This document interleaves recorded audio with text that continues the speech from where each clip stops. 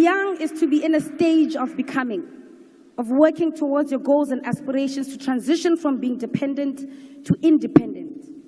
However, the youth of this country are perpetual children, and some will never know independence until their old age.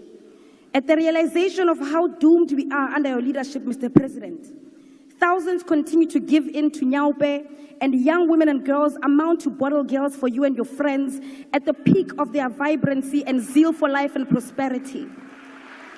We live with our parents, and finding a 40-year-old man asking his mother for bread is more common than otherwise.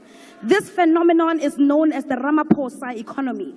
Joblessness, poverty, and constantly questioning if we are truly the young adults of today. In 2018, Mr. President, you launched a jobs summit and promised the youth of this country 275,000 jobs per year. You failed. In 2019, you promised 2 million jobs and an end to hunger, halving of crime, and empowering the school curriculum where a 10-year-old will be able to read for comprehension. You failed. In 2020, you unveiled a 100 billion rand fund to create jobs in the public sector for the youth. You failed. You launched the NSP against GBV and femicide, and 4 years later, on the eve of elections 2024, the murderer of Kirisaleti Elsin Donje was granted bail of 2,000 rands. You failed. In 2021, you spoke about building new cities, and the National Youth Development Agency would fund 1,000 young entrepreneurs in 100 days. You failed. In 2022, plagued by your own failures over the years, you promised the National Youth Service would create a modest 50,000 jobs in its first phase. You failed. In 2023, you came here and praised yourself for the Youth Employment Service that placed 100,000 youth in peace jobs that lasted nothing more than 12 months. Once again, you failed. Yesterday, you came to this house and promised 2 million jobs to the youth of South Africa. It is thus fair and deliberate to then say that this time next year, the result will once again be not achieved and failed. When you became president in 2018, youth unemployment was sitting at 43%. And nearly 7 years into your presidency, youth unemployment currently sits at 45% for individuals aged 15 to 34, and a whopping 59% for young people aged 15 to 24. Your presidency is characterized by many promises and many failures. It is now apparent that as the youth of today, we must ready ourselves psychologically like the youth of 1976 for the biggest fight against the establishment. The establishment has charged you, Mr. President, at the forefront as the weapon that is formed against us. The youth of today, like Nelson Mandela, who is now hailed as an icon of peace, must be ready to be called terrorists. We must be ready to be called criminals. We must be ready to be jailed for crimes we did not commit. We must be ready to be character assassinated like Idam Mntwana, Robert Sobukwe, Nkgopotshe Tiro, Steve Biko, Winnie Mandela, and Julius Malema. But amongst ourselves as the youth of this country, we know who the true criminals are. We know who stole our land from our grandmothers.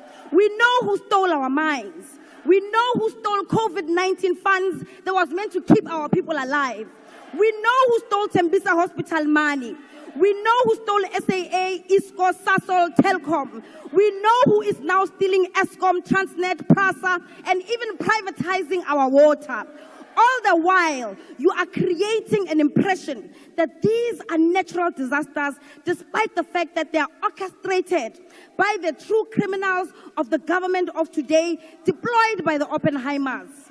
We know who stole the money that is meant to eradicate pit toilets in the Eastern Cape.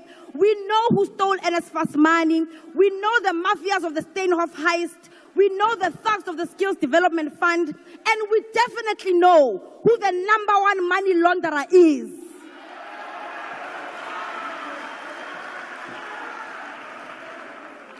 There is absolutely nothing that the establishment masquerading as a government of national unity, can do to deter us, the youth of today, from seeking out our generational mission. The government of the ANC has not fooled all of us. It is under the ANC that we saw privatization of state-owned entities at a large scale, much higher than that of the apartheid government. A trail of privatization that is so aggressive that even our healthcare isn't spared through the NHI.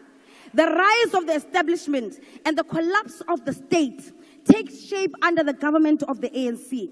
That is the legacy of the ANC today. The positive outcomes of all of this neoliberal facade of the government of the day is that we now rightly characterize the neoliberal agenda encompassing of all its participants who are part of the GNU coalition. We now know who the enemy of economic freedom is.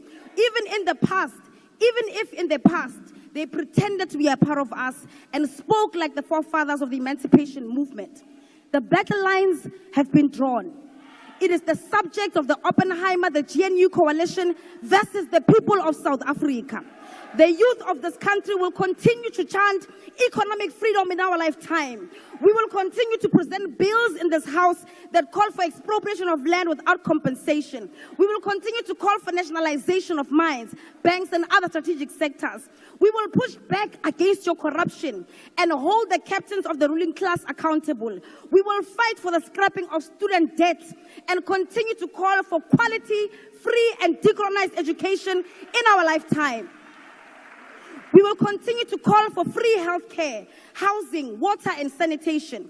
We will continue to remind you that the young people in this country deserve real jobs.